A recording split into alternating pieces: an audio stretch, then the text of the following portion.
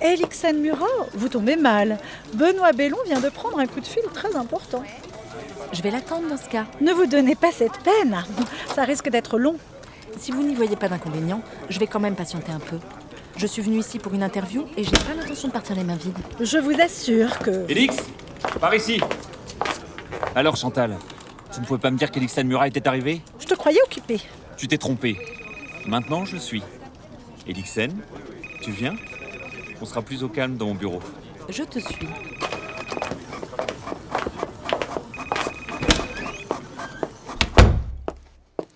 Tu veux boire quelque chose ?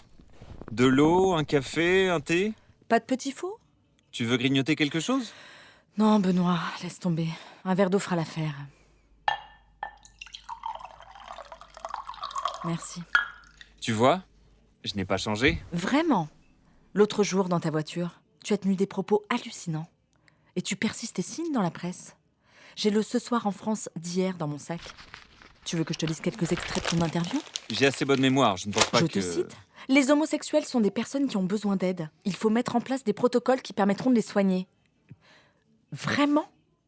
Tu crois que l'homosexualité est une maladie ? Je pense que l'homosexualité peut causer une grande souffrance. Il ne fait pas bon être différent dans notre société. Pourquoi je parle de protocole pour les soigner ? Parce que c'est une des populations les plus vulnérables. Il y a 4 fois plus de suicides chez les adolescents gays que chez les hétéros. 4 fois plus, Élix. Il serait criminel de rester les bras croisés. Le côté compassionnel de la mesure m'avait totalement échappé. Tu vois comme je suis. Et pour ceux qui harcèlent ces jeunes et les poussent au suicide, tu as prévu quoi ? Si on aide ces jeunes à retrouver le chemin de la normalité, ils ne seront plus harcelés. Pourquoi les laisser se perdre dans des comportements contre nature ? Oh ! Tu es devenu un spécialiste de la nature, toi, maintenant. Ça, c'est un grand changement où je m'y connais pas. C'était vraiment pas là-dessus que t'étais le plus brillant, Ben. Arrête de m'appeler Ben.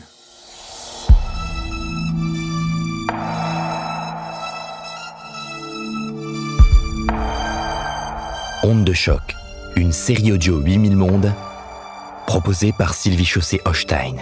Épisode 4.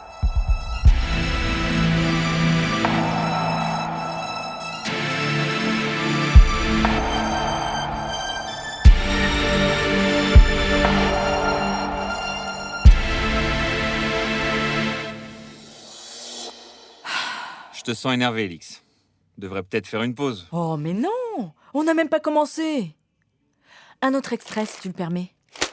L'avortement n'est pas un moyen de contraception. Il n'y a aucune raison de le rembourser. Il devrait même pas être autorisé ou alors sous un encadrement très strict. Sérieux ?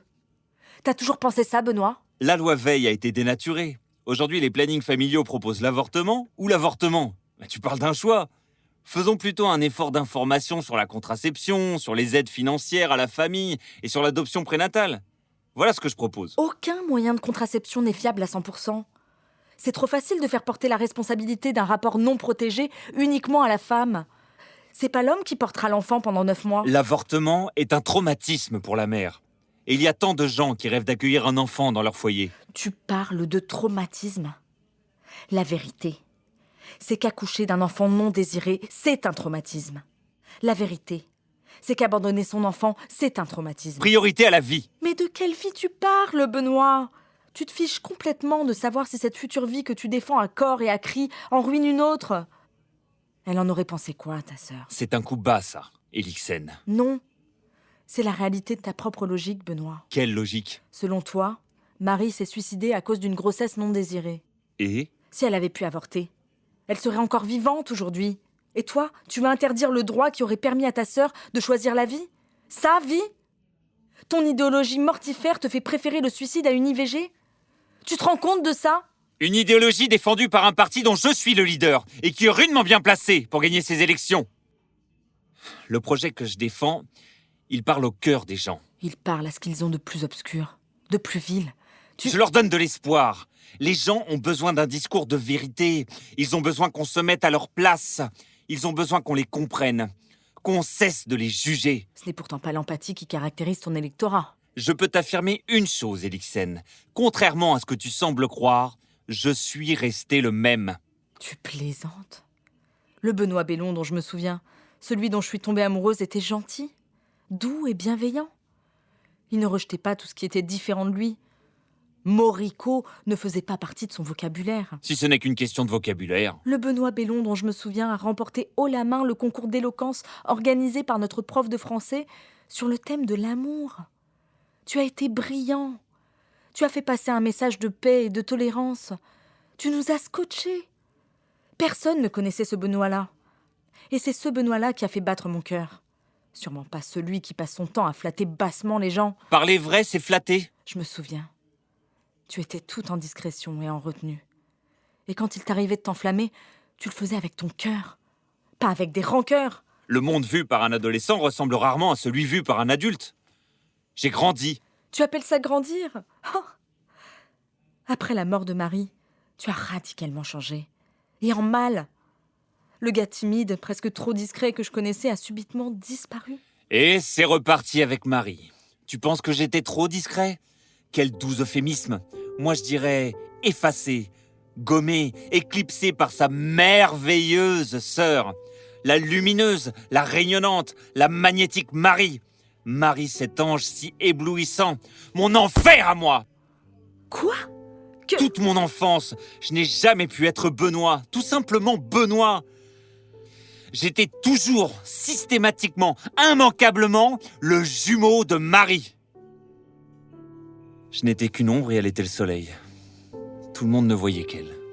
À la maison, à l'école. Dès qu'elle apparaissait, elle accrochait le regard. Moi, j'étais invisible. Ça a bien changé maintenant.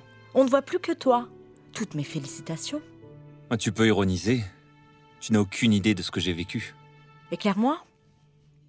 Ne jamais être celui qu'on écoute, ne jamais être celui qu'on regarde. Qu'est-ce que tu crois que ça m'a fait ? Je vais te le dire. J'ai tout fait. Et pourtant, j'avais des choses à dire. Toi-même, qu'en aurais-tu su si tu ne m'avais pas vu dans cet exercice ? C'est bien ce que tu as dit tout à l'heure. Que personne ne me connaissait sous ce jour-là. Et pourquoi ? Parce que Marie, la magnifique, captait toute l'attention. Elle aurait pu me laisser un peu de sa lumière. Mais non. Elle prenait tout. Il fallait que je me libère de cette emprise. Mais je n'y arrivais pas. La mort de Marie, ça a changé la donne. C'est terrible à dire. Mais à partir de là, ma vie a pu commencer. Le jumeau de Marie a disparu et je suis enfin devenu Benoît. Un Benoît qui n'a plus rien à voir avec celui que j'ai connu. Tu n'abandonnes jamais, toi, hein ? Et si on parlait un peu de toi, Elixen ? Ce n'est pas le sujet. Figure-toi que tu n'es pas la seule à avoir des souvenirs de cette époque. Tu avais un tel désir de perfection. J'en étais admiratif, tu sais. Toute cette énergie que tu mettais pour avancer. Mais ça n'était jamais suffisant. Il y avait toujours quelqu'un devant toi. Marie. Meilleure en tout, et toi toujours derrière. Je n'étais pas jalouse. Le jour où elle a gagné le concours de nouvelles lancé par notre prof de français. Tu en as pleuré, tu te souviens ? Tu étais certaine que cette fois-ci, tu serais la première. L'écrit, c'était ta force. Mais tu as échoué. Une fois de plus. Et alors ? Tu en déduis quoi ? Je voulais être la première pour une fois. C'est pas un crime ? Toi, autant que moi, tu avais besoin de l'espace occupé par Marie. C'est Marie qui te tenait éloigné de la première marche du podium. Tu t'en es emparé à sa disparition. Et encore aujourd'hui, tu continues de prendre les places qui se libèrent. Tu ne croupissais pas au flash de nuit avant, Elixen ? Ça, c'est un coup bas. Tes nervis ont déglingué un de mes collègues. Tu veux peut-être que je les remercie ? Il y a pourtant une fois où tu as été première, Elix. Et c'était avec moi. Tu as été mon premier et mon unique amour. Écoute, Benoît, on va éviter les violons et on va se mettre au boulot, d'accord ? Je suis venue faire un portrait de toi, ça fait presque un quart d'heure que je suis là et on n'a toujours pas commencé. Commençons par ton enfance, tes origines familiales. J'allume le micro. Benoît Bellon, vous êtes né et avez grandi à Neuilly-sur-Seine. Comment qualifieriez-vous votre enfance ? Heureuse. Vous avez pourtant vécu un véritable drame à l'adolescence. Effectivement. J'ai perdu ma sœur Marie. Un suicide. Une tragédie pour toute la famille et tous ses amis. Aujourd'hui encore, nous nous interrogeons sur ses motivations. Ce geste reste incompréhensible. Nous vivions dans un foyer aisé et nous avions eu la vie rêvée des enfants des beaux quartiers. L'adolescence s'est révélée plus compliquée. Que voulez-vous dire? Oh, rien que de très banal. L'adolescence est un moment de bouleversement. On bascule petit à petit dans l'âge adulte et ce n'est pas sans causer quelques frictions. On cherche sa place, on se mesure aux autres. La mort de ma sœur a mis un coup d'accélérateur dans le processus. J'ai dû grandir plus vite. Enfin, c'est ce que j'ai cru à l'époque. Alors je me suis jeté à corps perdu dans les études de droit. Puis Sciences Po, Elena. Je voulais aller le plus haut possible. Votre famille est catholique pratiquante, de sensibilité plutôt à gauche. Qu'est-ce qui vous a éloigné de ces valeurs? Coupe le micro, Alix. Ce que j'ai à te dire est off. Quoi? On est loin d'avoir fini, Ben. Je pense... Ne m'appelle pas Ben, coupe le micro. Je sais pas si... S'il te plaît. Soit. Comme tu voudras, Benoît. Voilà, c'est fait. Elixen, je n'ai pas intégré l'ENA pour me contenter de jouer les seconds couteaux. C'est vrai. J'aurais pu suivre une longue et lucrative carrière, bien tranquille dans la haute administration, à l'ombre des grands hommes de la nation, voire de l'Europe. Peu importe. Ce n'est pas ça que je voulais de toute manière. L'ombre, j'en avais eu ma dose. Et au sommet, tu sais quoi? Il n'y a pas d'ombre. T'as pris un sacré coup de soleil, même. La lumière que je suis venu chercher, je l'ai amplement méritée. Tout ce temps à gravir les échelons les uns après les autres, je l'ai mis à profit pour développer le seul talent susceptible de m'ouvrir la voie royale. Et que crois-tu que j'ai développé, Elixen? Ta gouaille? T'en loupes pas une, hein? Moi, j'appelle ça l'éloquence. Je suis devenu un tribun. Et j'avais du temps à rattraper. Tu l'as largement dépassé, non? On t'entend beaucoup en ce moment. La politique, c'était le bon filon pour moi. Ce qu'il faut, c'est convaincre le public. Et moi, je peux convaincre n'importe qui sur n'importe quoi. Ah, ta modestie te perdra. Il faut toujours dire du bien de soi. Après, ça se répète et les gens oublient d'où c'est parti. Pour le n'importe quoi, t'as tapé dans le mille. Pas de demi-mesure chez le nouveau Bellon. T'as choisi l'idéologie la plus pourrie, la plus injuste, la plus raciste, la plus sexiste, la plus inhumaine d'entre toutes. Belle tirade. Mais moi, je n'ai rien choisi du tout. J'ai pris ce qui était disponible en magasin. Les partis classiques, ceux qui te semblent si respectables, ils étaient tous verrouillés de l'intérieur. Il n'y avait rien pour moi chez ces gens-là. Rien. Aucune place de choix n'allait se libérer avant longtemps. Alors qu'à Air Nouvelle, c'était différent. Il y avait un vieux leader fatigué qui ne demandait qu'à partir. Et il détestait tous ses successeurs potentiels. Tu vois? Mais c'est l'extrême droite, Ben. Oui. Une formation ONI en recherche de quotient intellectuel. D'une élite bon chic bon genre, et qui veuille bien se pencher sur son berceau et améliorer son image de repère à fripouille. Et j'étais là. Jeune, blond aux yeux bleus, grandes écoles, et aucun passé sulfureux. Un bon à rien bien propre sur lui. Hein? Oh, Élix, ça c'est un jeu de mots indigne de toi. Laisse-moi finir. Pour Georges-Aurel Marton, j'étais le candidat idéal. Il m'a approché et j'ai juste saisi ma chance, Élix. J'ai épousé la nièce du vieux dans la foulée, il y tenait tellement. Et en un claquement de doigts, j'étais au sommet d'un appareil très puissant. Tu es consternant. Je me suis trouvé une famille. Élix, j'aimerais... Comment vont ta femme et tes enfants? Ce n'est pas d'eux dont je parlais. Je parlais du parti, de l'appareil, des gens qui comptent sur moi. Je suis leur champion, mais je n'ai pas besoin de penser comme eux pour l'être. Tu me semblais pourtant bien convaincu tout à l'heure quand tu défendais ton interview. C'est exactement ça. Je défendais mon interview, rien de plus. C'est mon rôle aujourd'hui, mon personnage.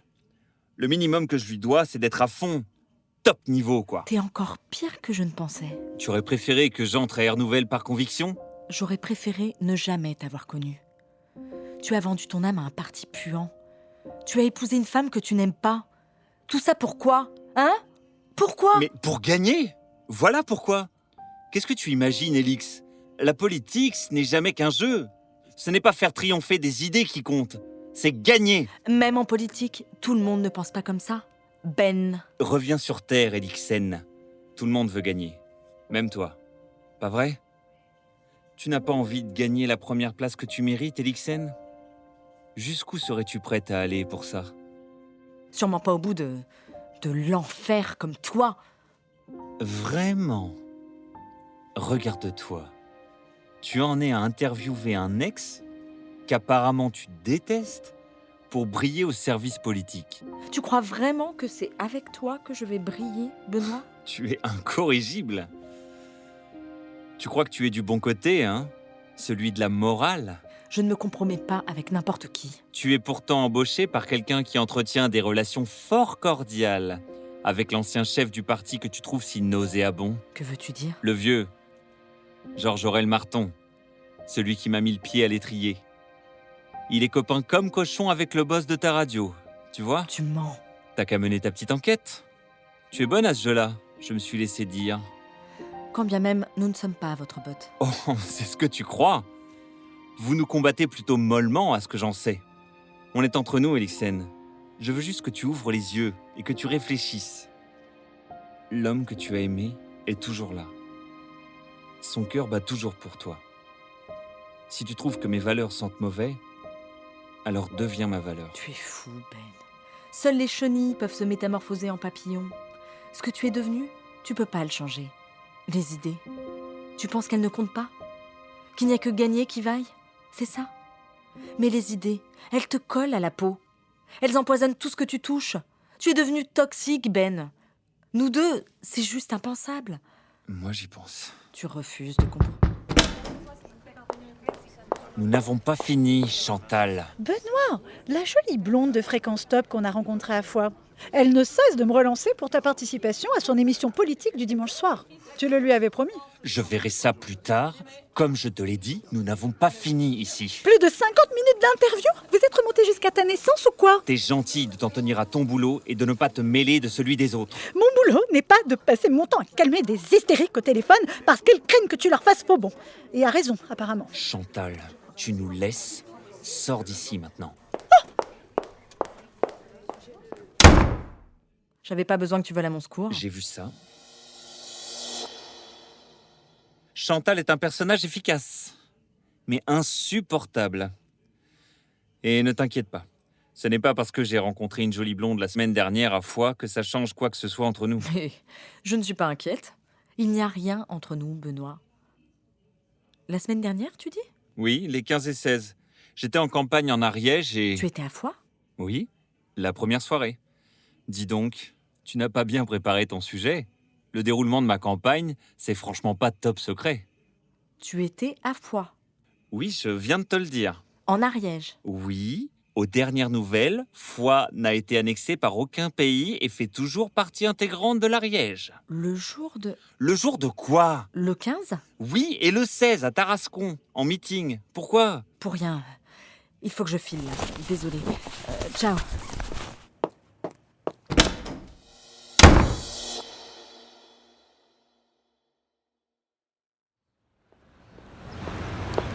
Elixen Murat! Attendez-moi, j'ai quelque chose à vous dire. Écoutez, je suis pressée, monsieur de la Fresnaye. J'ai un scoop pour vous. Vous savez parler aux journalistes? Ne restons pas ici. Il y a un troquet tranquille à un pâté de maison d'ici. Vous me suivez? J'espère que votre scoop en vaut la peine. Croyez-moi, vous allez être surprise.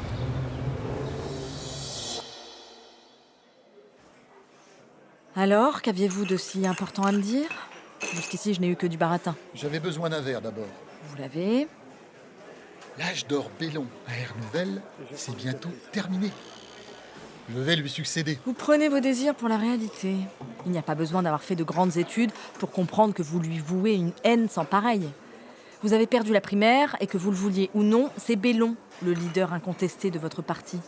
Il est même très bien placé pour atteindre le second tour. J'espère que vous avez mieux à... Excusez-moi, Madame Murat. Garçon, la même chose. Et vous, Madame Murat? Non, rien d'autre, ça ira. Où en étions-nous? Ah oui. Bellon au second tour? Fort possible. Mais il perdra, quel que soit l'adversaire face à lui. Certains sondages contredisent cette vision des choses. Les sondages n'arrêtent pas de se tromper. Vous le savez bien. Et qu'est-ce qui vous fait penser que vous avez raison? Croyez-moi, j'ai suffisamment d'expérience pour sentir le vent venir. Ah, voilà mon whisky. Monsieur de la Fresnaye, j'attends. Écoutez, Bellon est rongé par l'ambition. Ça le rend incontrôlable. Il conteste de plus en plus certaines lignes du parti. il n'a plus que le mot modernisation à la bouche. Pour la victoire, il est absolument prêt à tout. S'il atteint le second tour, Bellon s'alignera sans état d'âme sur ce que lui dicteront les sondages. Oh, ça alors, c'est un scoop. Du jamais vu en politique. Il s'est fait beaucoup d'ennemis au parti, vous savez. Il pourra bien mettre de l'eau dans son vin pour séduire au-delà de son propre camp. Il apprendra à ses dépens que personne n'aime le vin coupé. Une partie de notre électorat ne le suivra pas. À vouloir ratisser trop large, il va tout perdre. Bellon ne peut pas gagner ces élections. Et pour lui, ce sera la fin. Et vous n'attendez que ça, n'est-ce pas? Je vous l'ai dit l'autre jour, j'ai toujours été contre ce freluquet. C'est beau, c'est mince, c'est propre sur lui, mais c'est creux à l'intérieur. Tout est bidon chez ce type. Même son mariage n'est qu'une énorme farce. Pauvre Noémie. Si c'est tout ce que vous avez à me dire, je... Attendez! Ce type m'a volé ma vie, vous comprenez? Et comme si ça ne suffisait pas, ma folle de sœur était dingue de lui. Alors oui, le Bellon, j'en ai ma claque! Votre folle de sœur, comme vous dites, vient de mourir. C'est tout ce que ça vous inspire? Elle n'a vraiment pas eu de chance. Il y avait quoi là-bas? Une centaine de personnes à la louche. Combien étaient allergiques aux piqûres de guêpes, hein? Et cette guêpe, qu'est-ce qu'elle faisait dans l'orangerie? Comment un événement aussi improbable a-t-il pu se produire? Je ne sais pas, monsieur de la Fresnaye. Le ton monte d'un cran dans la campagne pour la présidentielle. Lors d'une conférence de presse ce matin, Gwenaël Dumas accuse en filigrane Air Nouvelle d'être responsable de la mort de son directeur de campagne, Léon Dumontel. On l'écoute au micro de Coralie Arlot. Hein? Le Bellon est bien vivant, lui. Nous ne croyons plus à la thèse de l'accident. Maintenant que nous avons confirmation que la ceinture de sécurité de Léon Dumontel n'a pas fonctionné, ce n'était juste pas possible qu'il les a payés. Il Moi, n'aurait jamais fait. la ceinture, je ne l'oublie jamais. Que voulez-vous dire? Léon était un militant de la prévention routière. Il était même l'auteur d'un clip qui tourne dans les écoles et qui parle des vies sauvées par la ceinture. Ce clip, c'était un réflexe pour lui. Quelle est votre thèse? Moi, Je vous rappelle j'ai que bien Léon ma n'était petite pas le idée. seul à utiliser cette c'est un voiture. coup du Bellon. Je la conduisais Ne dites régulièrement. pas n'importe quoi. Et trafiquer un véhicule pour se débarrasser d'une concurrente gênante, cela s'est déjà vu. Êtes-vous en train de dire qu'il s'agit d'un attentat et que vous étiez visé? J'ai toutes les raisons de le penser. Vous n'imaginez pas ce dont ce type est capable pour gagner. Oh, je vois assez bien, au contraire. Mais aller jusqu'au meurtre, ça, c'est trop risqué pour lui. Et qui serait responsable de cet attentat, selon vous? Vous comprenez bien que je ne peux pas répondre à cette question. Laissons la police faire son travail. Mais de vous à moi, à qui profite le crime?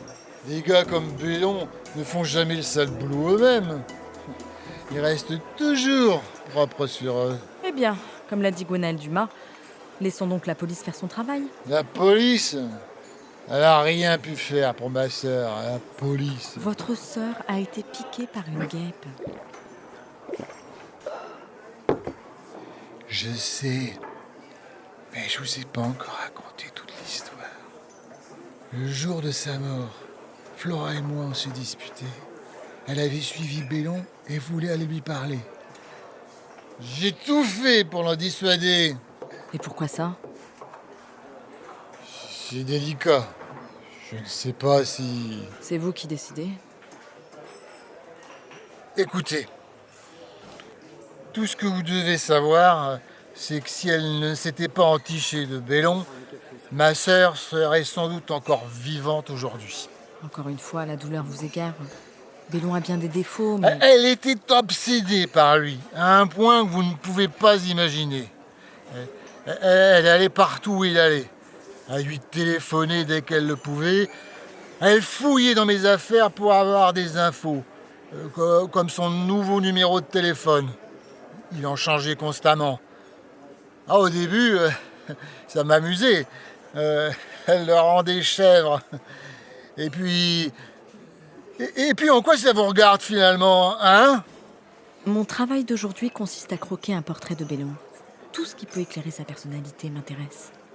Si c'est ce qui vous retient, je ne nommerai jamais votre sœur dans ce que je pourrais restituer sur Bellon. Oh. Et puis vous finirez bien par tomber un jour sur le rapport de police, et sur cette foutue brève dans ce tabloïd. Écoutez, mon sujet, c'est Bellon, pas les ragots ni votre sœur. À vous de voir. Un autre verre ? Bonne idée. Garçon, la même chose. Et pour madame, Un soda citron. ma sœur, Flora. Elle allait jusqu'à sonner au domicile des Bellon. Elle lui suppliait de venir la voir à la grille. S'il rechignait, elle appuyait sur la sonnerie de l'interphone jusqu'à ce qu'il se décide.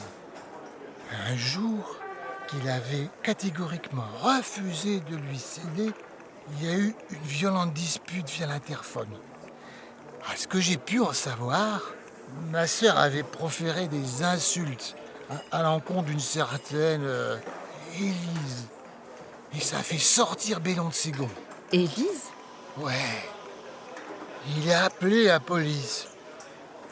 Ma sœur était partie quand ils sont arrivés. Après ça, Bellon m'a informé qu'il avait demandé une mesure d'éloignement à l'encontre de Flora.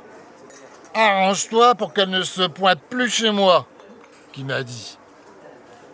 C'est ça, le vrai Bellon. Chaleureux comme un iceberg. Ouais. J'ai questionné ma sœur pour savoir ce qui s'était vraiment passé ce soir-là et qui elle avait menacé. J'ai rien pu en tirer d'autre que... tu sais bien, c'est la salope dont il a toujours été amoureux.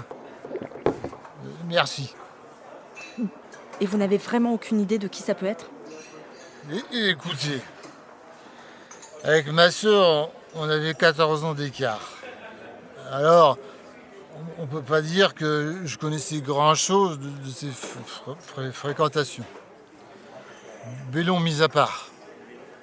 Lui, je sais qu'il a été dans la même classe qu'elle et que c'est à ce moment-là qu'ils sont sortis brièvement ensemble. Et dire qu'ils se sont revus par ma faute. Que voulez-vous dire ? C'était à l'arrivée de Bellon dans notre mouvement. Ils se sont croisés à un cocktail. Flora a pris ça pour un signe du destin. Elle lui a fait le grand jeu, la séduction. Mais il n'a jamais semblé vraiment intéressé. Flora s'est subitement passionnée pour la politique.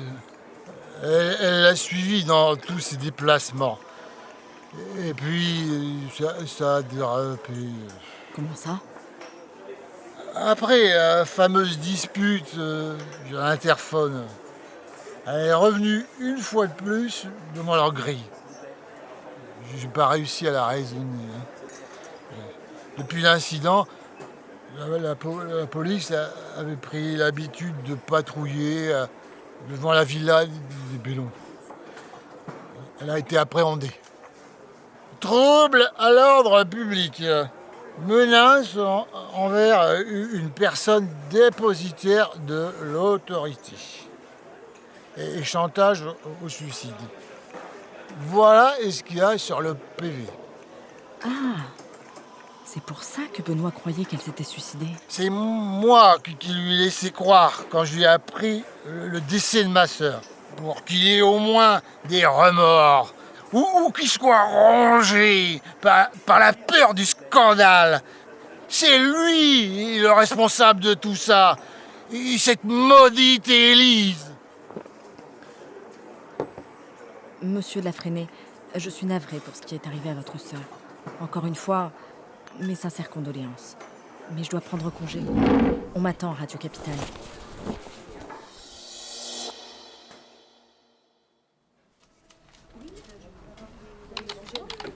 Voyons, où est donc passée cette fichue brève ?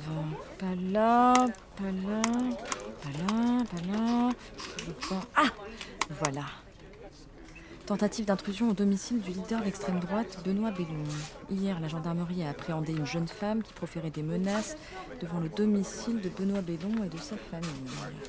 Le leader d'extrême droite se dit harcelé depuis des semaines par cette ancienne amie d'enfance, apparemment déséquilibrée. La jeune femme de 29 ans a été emmenée au poste, très agitée, tenant des propos incohérents. Benoît Bellon n'a finalement pas porté plainte eu égard au lien d'amitié qu'il entretient avec la famille de la jeune femme. Il dit c'est vrai.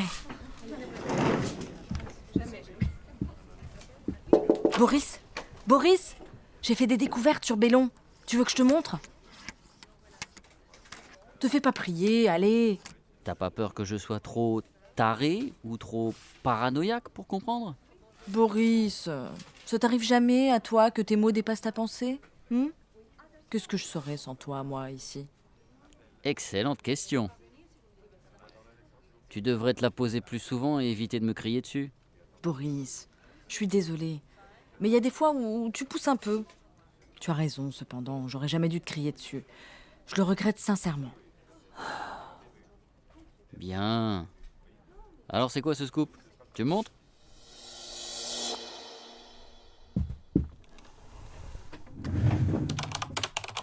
Oh bah Mazette, si je m'attendais. C'est qui la jeune femme déséquilibrée, tu le sais ? Tu ne vas pas le croire. Flora de la Freinet. Celle que tu connaissais ? Oui, celle-là même. Sérieux ? Elle ressemble à quoi, la Flora de la Freinet ? Je vais chercher dans la base des photos de presse. Ah, en voilà une. Et une autre. Attends encore un peu. Et voilà. Regarde. Bercy, Clermont-Ferrand, Nantes et Foix. 4 meetings de Bellon. Dans les premiers rangs à chaque fois. Elle est là, là, là et là. Joli minois. Folle alliée. Morte. Tu as raison. Et tu sais quoi ? Il s'est bien gardé de me parler de ça, le Ben. Bellon. Ben, hein ? Avoue que t'en pinces encore pour lui malgré ses choix politiques. Jamais de la vie. Et encore moins avec ce que j'ai pu récolter à son sujet aujourd'hui. Tu veux que je te raconte ou tu préfères délirer sur ma vie privée ? Hein ? Allez, vas-y, raconte-moi. Bellon m'a fait plein de confidences aujourd'hui. J'en ai même enregistré une partie à son insu. Il se croyait off the record, cet âne. Mais j'ai encore mieux. J'ai une conversation avec son concurrent le plus féroce du parti. J'ai nommé Charles de la Freinet. Mais là, le micro était dans mon sac. J'ai pas eu le temps de le fermer. Je suis pas sûre d'avoir un son correct. Charles de la Freinet, il est parent avec... Oui, c'est son frère aîné. Et c'est lui qui m'a appris pour les débordements de Flora. Bellon était donc harcelé par la sœur de son opposant politique le plus féroce, tu dis ? Cocasse. Et 10 jours après, elle est morte. D'une piqûre d'insecte, c'est ça ? Oh, ça reste à prouver. Elle a fait un œdème de Quink. Et aucune guêpe n'a été arrêtée à ce jour. Oh, qu'est-ce que tu peux être bête quand tu t'y mets. Attends, faut que je cale un son, je remets mon casque 2 secondes. Récapitulons. Ben déteste Marie, Marie meurt. Ben déteste Flora, Flora meurt. Ben est à Foix quand Pujol est tué. Maintenant, petite vérification. Et bingo ! Il est bien à Paris quand Tania Schulz meurt. C'est toi qui as fait tout ça, Ben ? Tu commences à avoir un sacré profil de... Tu disais ? Rien, je...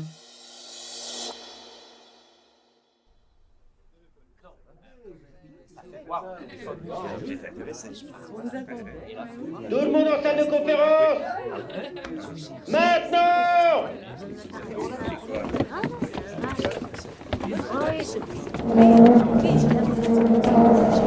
Silence.